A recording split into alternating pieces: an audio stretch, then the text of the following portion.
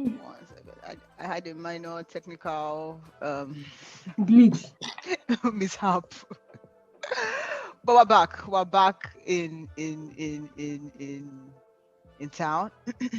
Hey Jesus. Okay, Olori, get your mind right. All right. Okay. Everybody present? Mm-hmm. Yes, present, ma. Wow. What's wrong with some people's Exactly. I got to FA is all, I mean, good in the hood. Okay. Anyway, welcome. So today's topics are we're going to talk about one of my very favorite governors in Nigeria, Governor Wike, versus a no-name governor of Ebonyi State. Then we're going to talk about the popular, the screenshots making the rounds about a girl who was hit up for an interview or something on her WhatsApp and how she responded. And then we'll talk about Uganda and the crisis going on there. So let's start with my favorite governor. So just to give a backstory for those who are not aware of what's happening. So the governor of Ebonyi State, I think his name is Governor Umahi, just decamped from PDP to APC, which is kind of tinkering with like the South, PDP's dominance of the South, or South, the South region, so South and South East.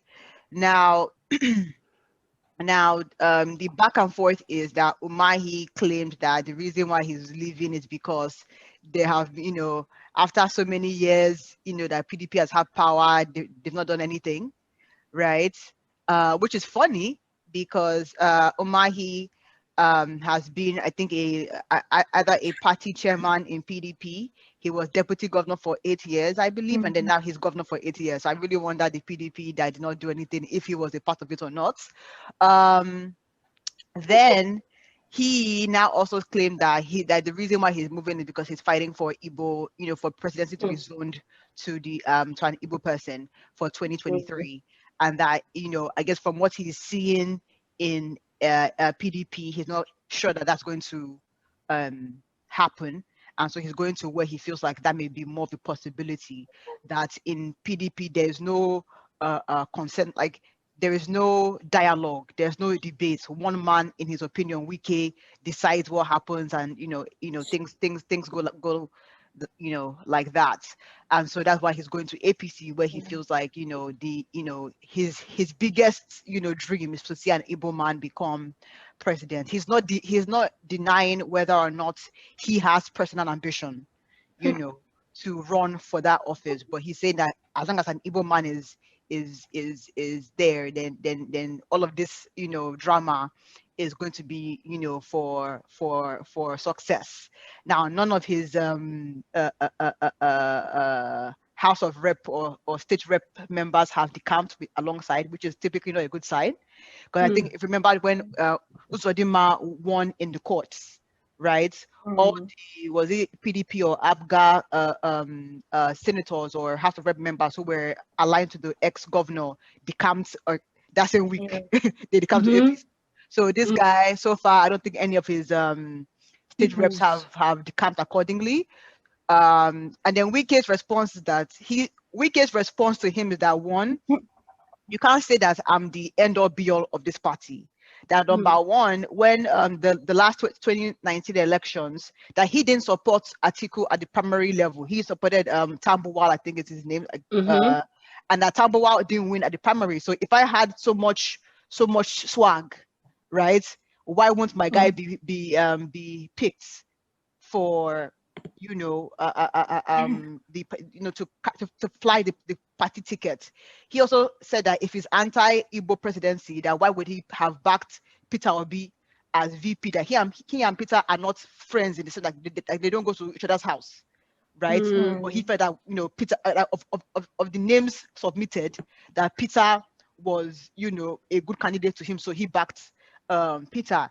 He also mentioned that the idea, because I think there's somebody called Secondus, which is maybe a party chairman or something. And Wike was like, if somebody from my state is contesting for office, I will support. And to me, I don't disagree with that. I will support to the fullest extent of my own ability. That I didn't carry a gun to your head. That I will only say, this is what I think this guy can do for us. Can you please,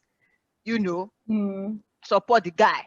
So that's basically Wike's stand. And then Wike is like, that this guy has told him in confidence before that he wants to run for presidency, and he knows that under PDP there's going to be the hope is less than negative 2% for this guy. So that's why he's trying to decamp to a different party, which may make sense because I don't know of any prominent Igbo APC person. I may be wrong, but none comes to mind readily. Well, I guess Uzodinma now, I guess he's a governor, so that can be a prominent Igbo person. But that's basically what the drama is about. So I'll just start with that guy, former Imo State, where was he?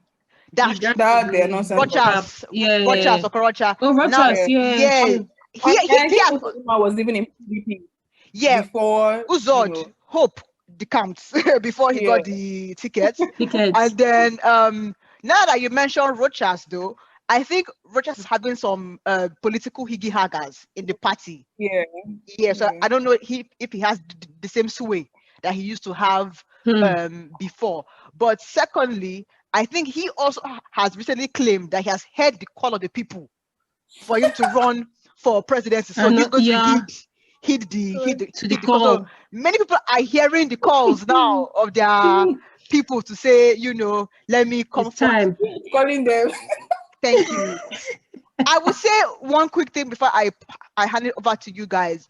I think that, I'm sorry, but if not for this fight, I would not have known the governor of Ebonyi State by name. No disrespect. Thank you. If anybody is going to fly the president, it cannot be you.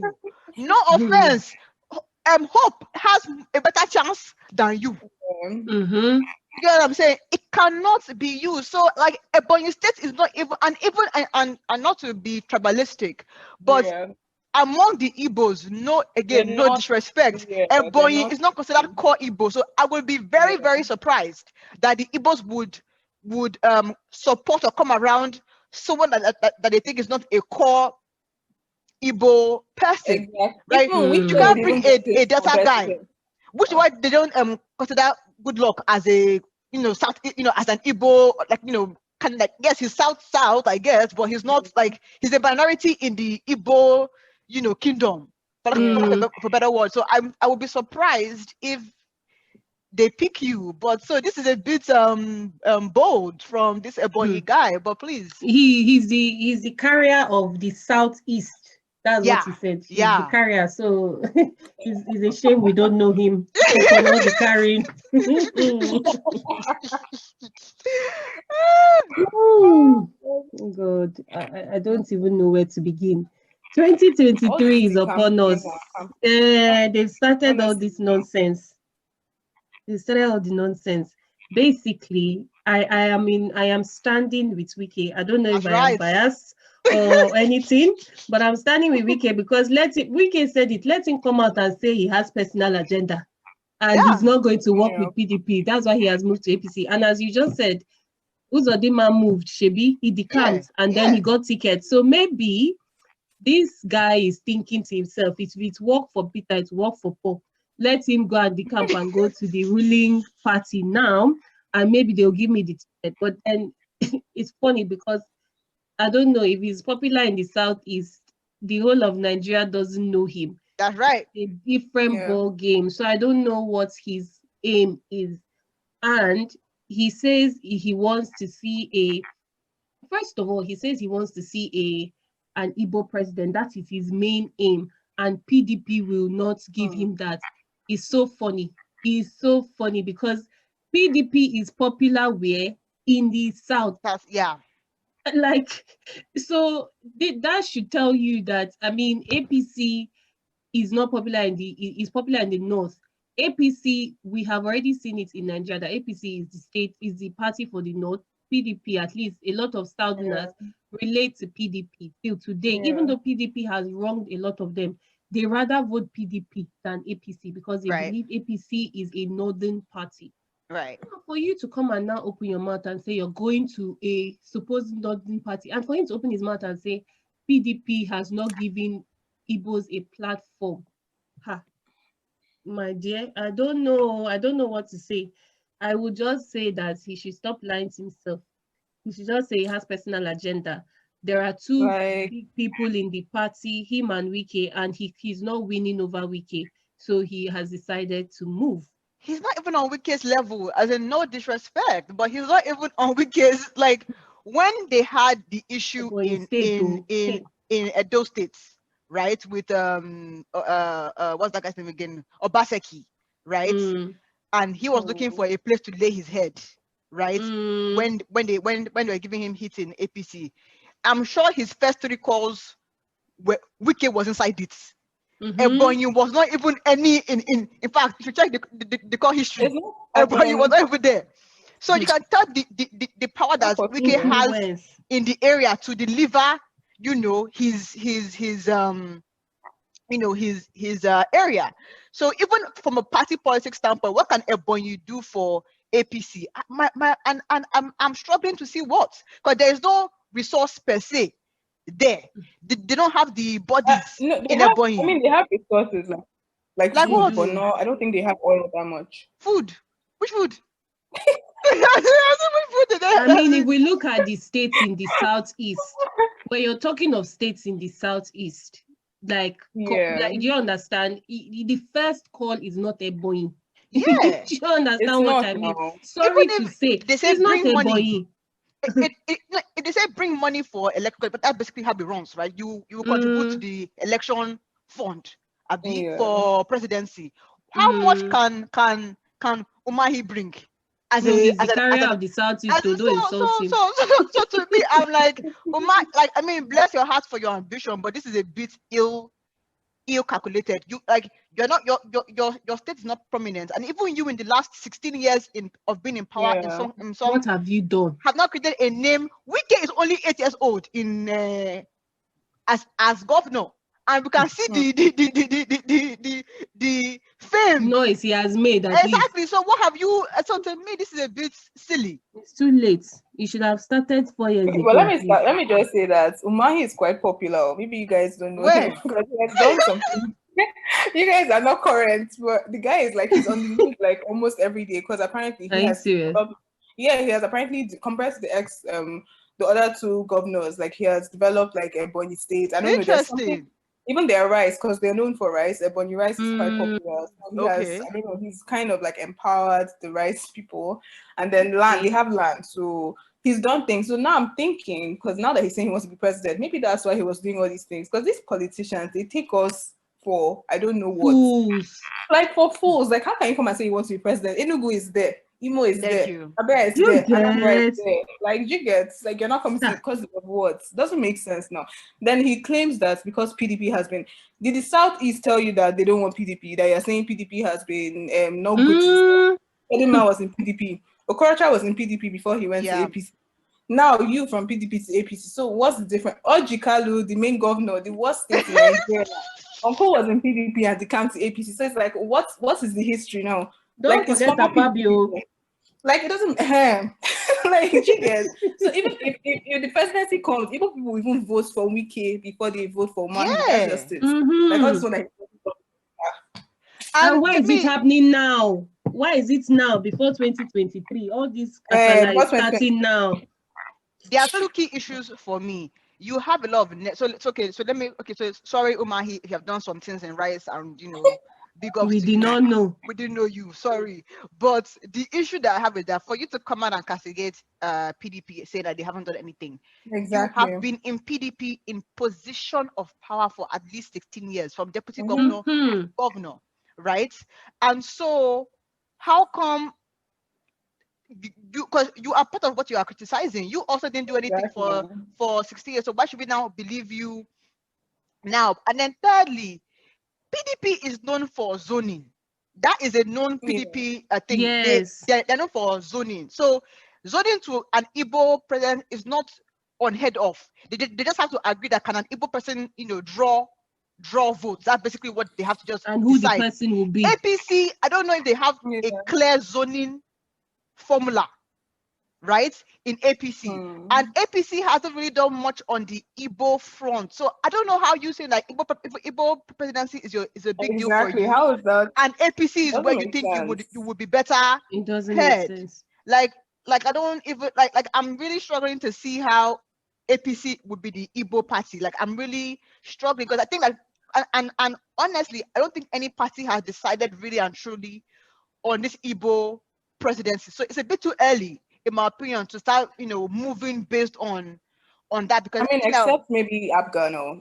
I mean, Abga is An like Igbo party, Abga doesn't have an option other than an Igbo guy. So yeah. like there's I mean, no choice there. Do you get what I'm saying? I'm sorry to say, I know if you said he's popular, but even within PDP, Peter Obi is there.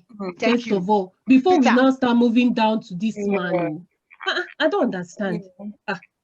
No. And so for me, the guy is definitely very, very ill advised, which what me I think that there is ulterior motive, because I think with the Igbo people that are in PDP, Umahi is probably not in the top 5 of if they want to zone it. Do you get what I'm saying? He's not in the top 5 of who would potentially, be called upon. If that makes sense. So maybe that's why he decamped early, so that he can now start, creating an Igbo force for himself in APC. I don't even understand. That's that. Which, again, to me, it's like a very ill-advised move for this early on. Yeah, I think speaking of Igbo presidency too, though, I think that right now, it seems like it's like a buzzword, almost like the word woke, right? It's a buzzword, but I've not really seen. I think the parties are still waiting to read the policy to kind of really see, are people really serious about this Igbo presidency thing, or they're is it not just taking action? Yeah, because to me, like Igbos as a voting bloc also are pretty small. So as a political party, do you want to put all your eggs in the Igbo basket, knowing that for sure you're going to alienate the North, which has a bigger voting bloc? So I feel like they are trying to see how big of a deal is this to maybe even, and maybe the Southwest is probably the deciding factor, right? In that, can we bank on the Southwest to support an Igbo president, because the North is most likely not going to do that. So it's like, if I'm trying to win an election, right, I'm not going to go on just the optics of an Igbo guy. I'm going to go on who can deliver votes. Do you get what I'm saying? So that's where I feel like, and maybe an Igbo guy with military background maybe might help, in the sense that like I think I don't remember like the coup that had Nnamdi Azikiwe like that ran him out of town, basically, right? I forget the guy's name. The guy was Igbo in ancestry, but he grew up in the North. So for all intents and purposes, thank you. I think that was his name. I think that was his name. Yeah. But he was basically a northern man for all intents and purposes. So I feel like that kind of a guy who has military experience, he can, galvanize the North on that basis. Yeah, but he's Igbo by heritage. Do you get what I'm saying? Might work. But a pure, Edu Brazil, thank you, cannot. I don't really know how that's going to fare. But good luck to him, because now, since 2023 is fast approaching, I've been noticing our former vice president, or Atiku Abubakar, has been making noise. So whether PDP, whether APC, I don't even know wherever he goes to, good luck to him, because I don't know. Is it him who will now? Exactly. Like, Umahi, Godspeed, bless you on the rise. Like, Godspeed, though. Yeah, like let's move on. So the next hot juice this past week was a girl called Mary the Intern. So I'm going like so let me give some background. Well, let me read, I guess, the controversial parts of the message. So Mary the Intern applied for a job at a place called Eli. I don't know where that place is. And then the one of the staff of the company reached out to her via WhatsApp to talk about next steps of the job. So this is how the conversation goes. So the guy messages her saying, "Hello, good evening, Mary." Mary responds in shorthand, 5N, which I have now since learned is fine. Then she proceeds to say, who is this, again in shorthand, and then also asks, and how did you get my nom? Again, all of this is in shorthand, so not proper English. Then he says, or he responds saying, calm down please and hear me out. Mary responds saying, what nonsense, don't tell me to calm down, who is this? Again, shorthand, not proper English.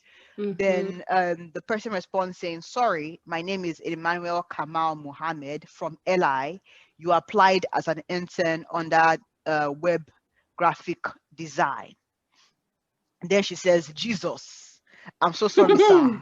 Please, I'm very, very sorry for how I replied you. Please, sir, I'm very sorry. Please, sir, forgive me, sir. All of this in like 4 minutes. No, now in full proper full English. Yes, sir. I applied to LI last month. The guy responds, okay, Miss Mary, I'll tell Mr. Sampson that we have had the discussion already and that you are not fit to be part of LI. Thank you for your time. Until I believe proceeds to beg on.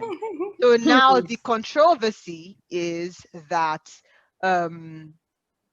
did Mary deserve what she got? So let me start, and I'll take Mary to play devil's advocate, because I think I'm, and to play devil's advocate. Actually, no, let me let you guys. No, but you don't know what we think. Yeah.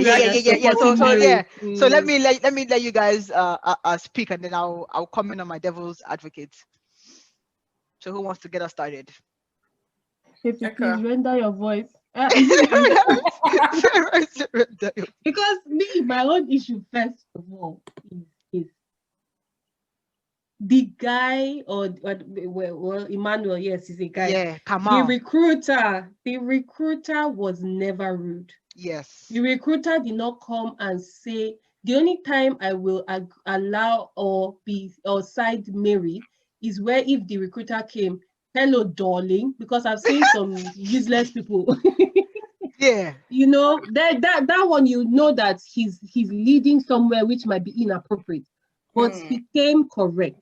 He started properly, regardless of the medium used or whatever. You gave your number. He approached you on WhatsApp. He asked you a question. He even told you to please calm down. What is it? Why must you respond? To block the number now. Why must you respond so rudely? Which kind of nonsense? I'm wondering what the nonsense is for somebody to not respond. Who is this, first of all? At least let them land. Why can't you even say, please, who is this? Why must you be so rude? Me, I'm happy that they didn't take her for the job, but I'm sorry to say. Why I'm saying that is because these kind of people, with the way we saw her in under 1 minute, please, sorry, sir, Jesus, blah, blah, blah, blah, blah. Yeah. They will pretend well for you.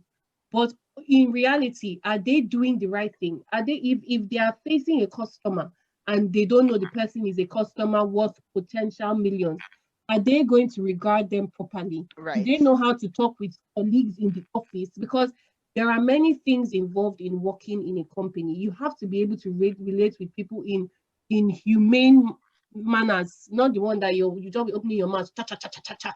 That's my take. So I support. And that might have been a test. And she has failed the test. So that is it. Woefully. Because every recruiter has a way they test. So that is their test. And in Nigeria, I would ask recruiters to write down, test in every angle, because these days, these people are very, very dubious. Effie, okay. What do you have for us? I mean, the guy said good evening. Okay, first of all, the person knows your name. So maybe, I don't know why she's like, this fine stuff, I don't understand. I didn't It took me a while. Like, it took me a while. What is this?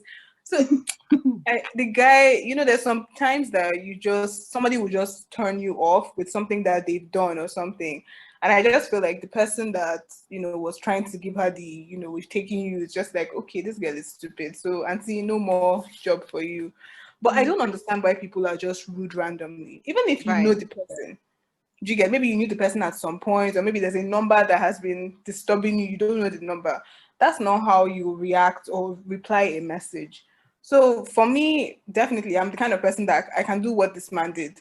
because attitude, people don't understand. Character is important. Right. Like you can know everything in the world, but it's just sometimes organizations are just looking for people that they can work with. It's not even because you have a first class or it's more of, okay, who are you? What's your character? And I think people don't realize that. So she used her hand to spoil her thing. So I support the man. Okay, so let me come in on so I'm not for Mary. Let me just start there. But let me come in on some devil's advocate points that I thought were worth noting. Now, I'm not sure what the norm is in terms of the appropriate mode of communication for official business in Nigeria when it comes to jobs. I know that some employers will contact you by text message to give you next step, like, oh, come for this test tomorrow at this place.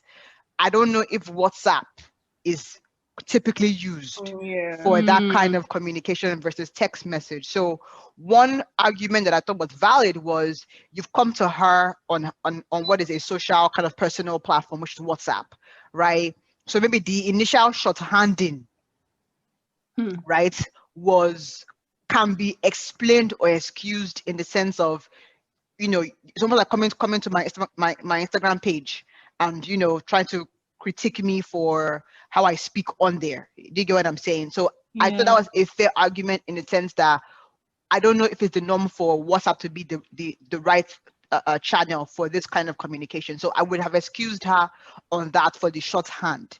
But then the other end of that argument is, if you don't know someone or a number that's coming to your phone, do you speak to them like you speak to your friend? Do you get what I'm saying? Like, we typically talk in different languages or accents on our own WhatsApp group, but would I speak in the same way to a random number? Most likely not. So I feel like there's that's like one maybe lack of maturity or wisdom ding I guess I have for Mary. Number two argument that I heard was the man, I guess part of being an effective communicator, that first line could have been, hello, good evening, Mary. I am Emmanuel from LI, right? So upfront, should have known who she's dealing with versus, it's having to come after all the back and forth. Now, my other argument is, I don't think that yes, I agree that the recruiter could have been more thorough in his initial line, but I don't think that warranted the response. The response. Now, the third thing that I've heard in support of Mary is that sometimes men tell women to calm down to kind of invalidate their reason for being angry, and that just help that and that infuriates you more. Now, while I get that argument, if I bring this into this context, I just feel like I don't see how that actually ties in here, because all throughout the conversation, I feel like Emmanuel maintained his calm, right, and was professional, right. So I don't know whether I should tell, because, and to your point, because I don't fault her for wanting to know who was coming into her phone, right? Because I don't know, this is a random number, but I think either you don't respond until they state what their mission is, you get what I'm saying, or you say good evening, or respond with good evening, since they told you good evening, respond with good evening and say, oh please, I don't know who this number, have we met, like something that seems more welcoming. So I think, to your point, Eka, this and then the switch up to begging in full English, I think indicated that you have two personalities. Do you get what I'm saying? If you were someone that had respect from Drum Street, right? You would have responded with like, what nonsense. Do you get what I'm saying? But clearly, as Eka said, if you size up a client as being rich, then maybe you will behave well. If you think that they're not rich, then maybe you behave in a different way, which as a business person you don't want that. Right. So I think that Mary, hopefully she has learned her lesson in this, because clearly there's some manner, and then also you applied for a job, so any random number could be the job. Like, so just be cautious. So clearly a lot of things are missing, but as you said, if people tend to be, I don't know if it's just the Nigerian hustle, but people are just like rude for no reason. Like it's Yeah, just like, why are you rude? like, Why? what's the point? Just Okay, even if the person is not the job person self, let's say the person wants to a give random, you, just keep quiet and listen and just be nice. It doesn't cost anything. Even people when he said, "Calm down, please hear me out," I feel like maybe still don't talk respond and nonsense. let him, say what he has to say. But Like, clearly, no, I think people don't understand how much character plays into like jobs. Like, do you know how many people have first class? Do you know how many people are trying to get that same job? right? So you just do nonsense. It's like that's No, out. Like, it's not, nobody's giving they're you a not second chance. invaluable. People Like, think they are too special now. That's exactly, the you're too problem. special. Like, it's just be just nobody's telling you to be nice or friendly. It's courtesy. Like, respect people. That's it. Like, there's not. I don't know how people don't understand it. And just a quick, and I think like this is a whole topic that that maybe we should address, because I think one of the issues was that I was going back and forth is that, are we asking her to be polite because because she's a woman? And I'm like, the whole idea that being assertive, like, I feel like the way men speak About woman or man. yeah, but no, but what I'm saying is that the way men speak sometimes is rude, but we call that asset. And I'm like, no, like, we should always bring empathy into how we speak to each other. So like, women don't need to lose their empathy to sound more assertive. It's basically my point. I feel And like did she know? Sorry, did Yes. she know if she was speaking to a man or a woman? That's a fair point. That's a fair point. She may not. She may not Exactly. have known that. No, but I think the whole idea that, oh, women should be more assertive, which I feel like is an is code for women should stop saying please and thank you and sorry, right? Oh, no. For me, I feel like we don't have to lose our empathy in trying to be assertive, but that's a whole different topic. Yeah. The one last thing to just really a quick thing was, I feel like if she had said her first 3 lines in proper English, it would not have come off as abrasive. No, honestly, if I said it in like proper English, I think it would have been less jarring, I feel like. So I guess the lesson there is speak proper English when talking to strangers.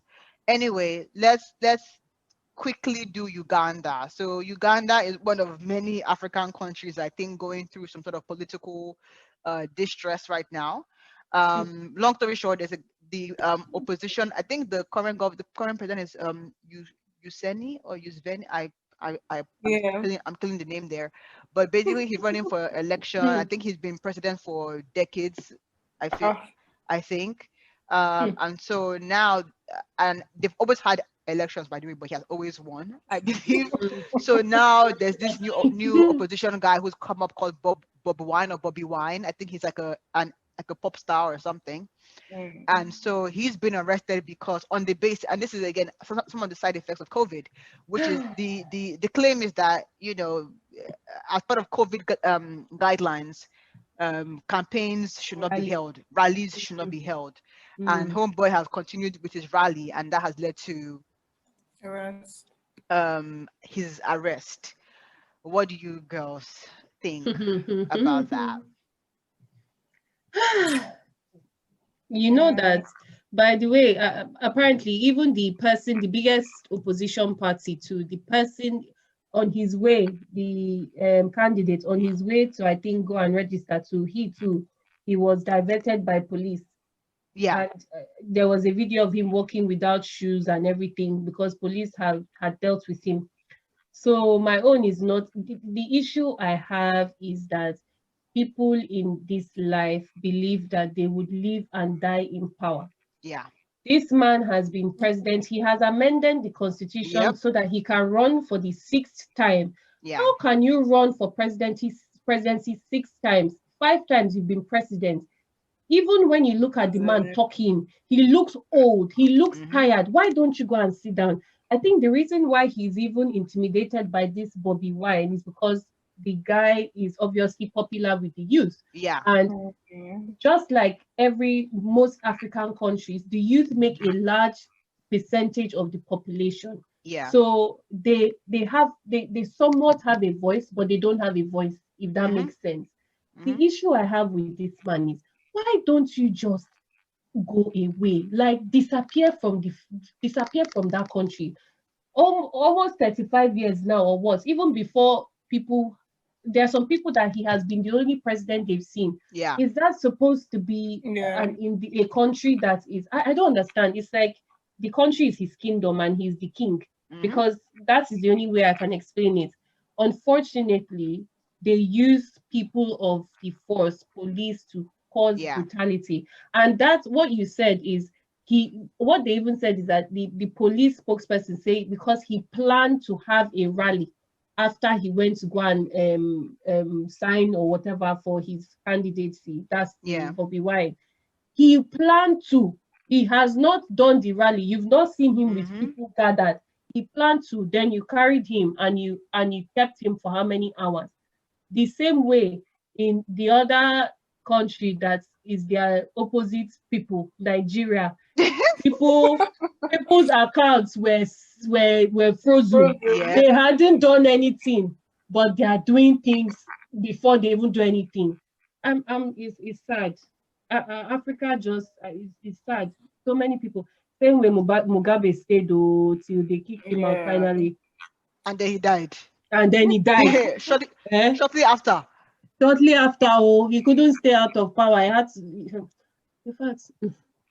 Efe, please, what are your final thoughts here, please?